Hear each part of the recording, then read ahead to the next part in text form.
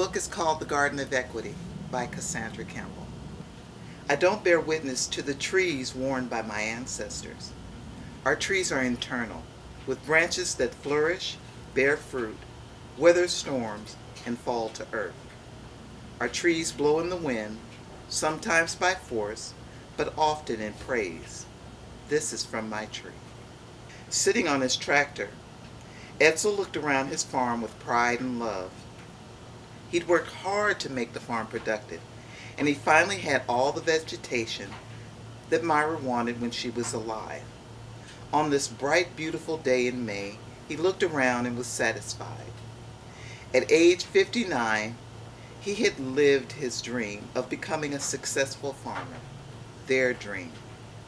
Myra had been gone for 3 years, and over that time, Ed had worked tirelessly to make sure that he fulfilled his promise to her. He promised to keep at it until it bloomed in every way that they had planned. Today he knew he had done just that. What Ed didn't know was that it would be the last day he would see his bounty, and that the life growing around him was also in jeopardy. For that matter, they didn't know it either. The Brigham farm was much like every other farm in the region. When Ed and Myra decided to buy it 13 years earlier, they agreed that they both wanted to spend the rest of their lives running a farm that offered the best they could bring to market. Myra and Ed didn't mind the hard work, and after the first 5 years of being farmers, they'd had some success in growing healthy crops. They worked well side by side, just as they did when they met in high school back in Los Angeles. Years earlier. When Ed saw Myra walking down the hallway toward him, he knew when he stopped her it was make or break, his one shot. "You're Myra Wells, right?" he said with more confidence than he was feeling. She offered a shy smile that made Ed's heart speed up just a little bit. "Yes, I am. I'm Ed Brigham. I wanted to know if you'd have lunch with me." "Okay, sure," she said, swinging from left to right, smiling and making her purse bump her side and backpack, almost taking her off balance. Ed reached out with both hands instinctively and placed them on her shoulders to steady her. They stood there for what seemed like hours, but was only a moment at best. Without looking away from her hazel eyes, he took the straps of her backpack off her shoulders and removed it by stepping closer to her and easing it down and off. Ed then placed it on his back, turned and grabbed his books under his left arm and extended his right hand. "Lead the way. I'll walk you to class." Myra was silent, but she looked at him while taking his hand, smiling. A radiant smile that brought Ed light. After that, they were inseparable. In college, they began their plan toward a life outside of the gloss of the city. Both having degrees in agriculture, they wanted a life that worked directly with the earth, providing for others and sharing a sense of community that comes from a connection with life's basics. All you need has been provided. Ed and Myra wanted to make their lives matter. They loved each other, and becoming farmers was ideal after college.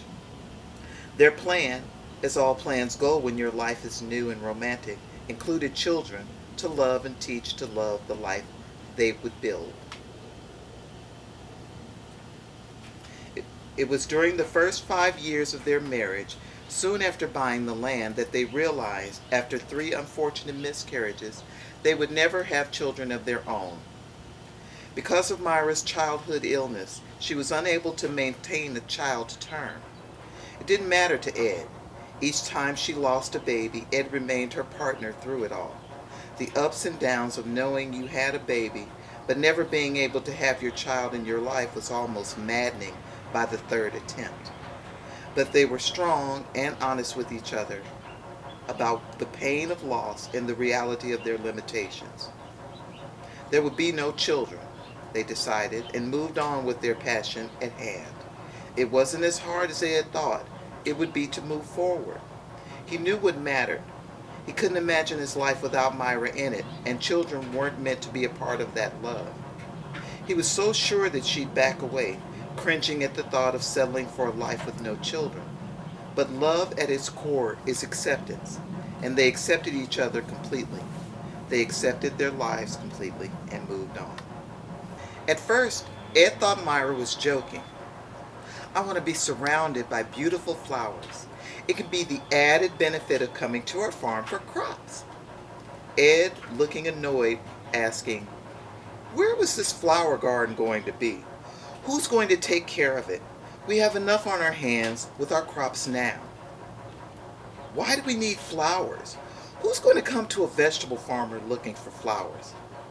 Even as he ranted these questions throughout the morning, he knew in the back of his mind that he would be planting the flowers of her choice in the fall. Shoot. Leave it to Myra to find more work for him and the ranch hands to do. That night, he told Myra she would have her flower garden. She already knew that, but she thanked him for agreeing to it.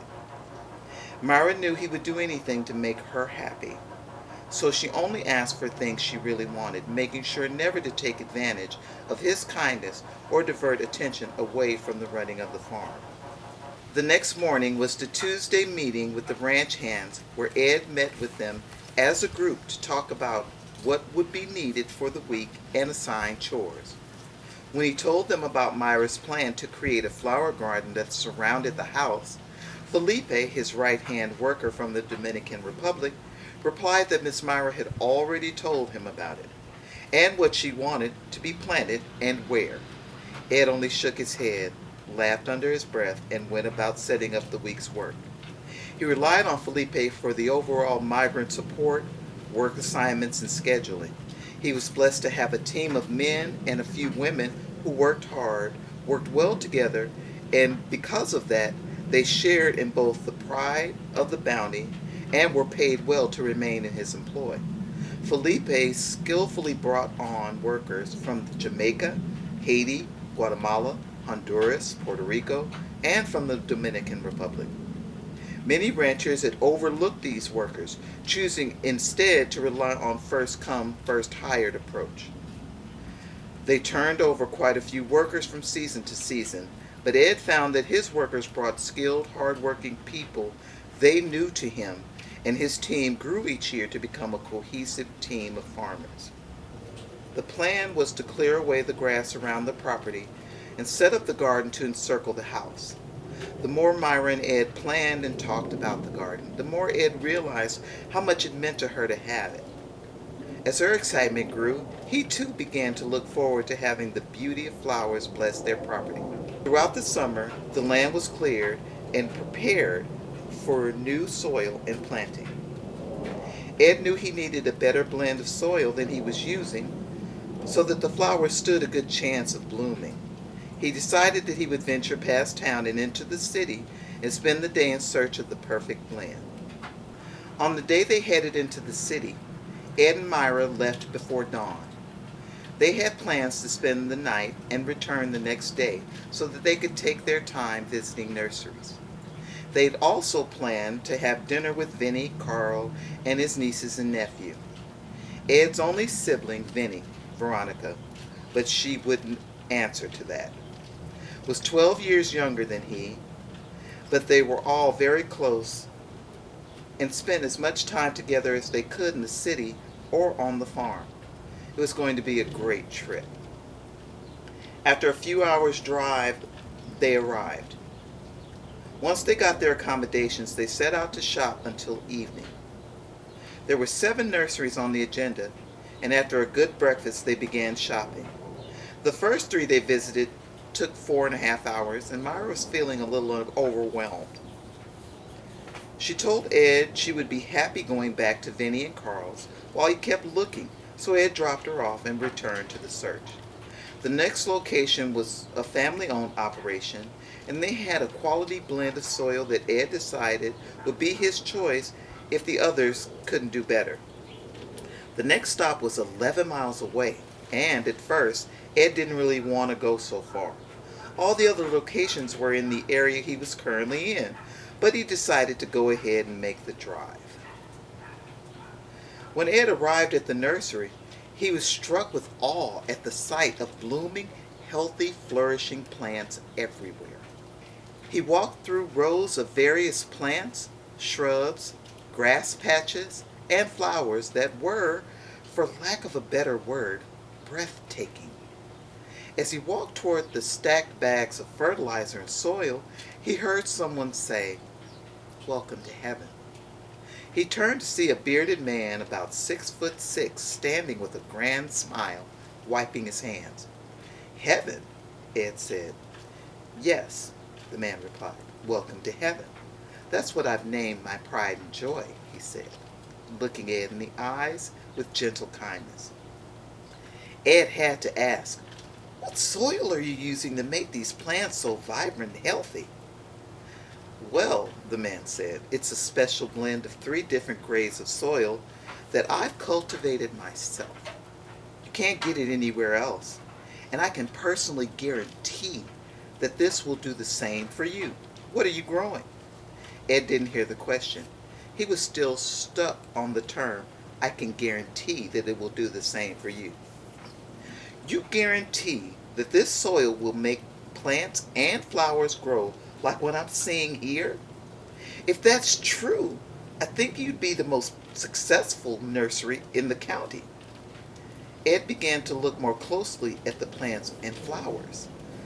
They were so alive, is all he could think to himself. He turned to the man and asked him why no one else was shopping. "Where are your customers?" The man smiled and replied, "You're here. And if you leave happy, then it's been a great day." They talked and walked around. Time flew by, and before Ed knew it, he'd struck a great deal and had all he needed to start the garden and resoil the vegetation. As a gift, the man gave Ed saplings to plant fruit trees. The man said that the fruit Ed's friends and family will enjoy will be better than they'd ever had before. Ed believed him. Ed added other fruit favorites to his order and asked for delivery in a week. "No problem," said the owner. "I'll bring it myself." "By the way," Ed asked, "what's your name?" "Everyone calls me Noe." "Okay, Noe. Thanks again. See you in a week."